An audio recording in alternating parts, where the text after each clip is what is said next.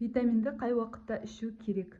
Коллагенді аш қарынға таңертең ішесіздер. Темір препараттарын тамақпен бірге ішесіздер. Именно етпен бірге жесеңіздер, сіңімділігі жоғарылақ болады.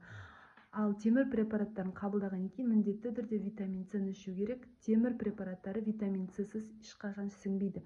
Сондықтан витамин С-ны тамақтан кейін ішіп отырасыздар. Ал витамин Д-ны сағат 11-ге дейін берген сіңімдірек. Йодты тамақтан кейін ішесіздер, витамин Е-ні тамақпен бірге ішесіздер.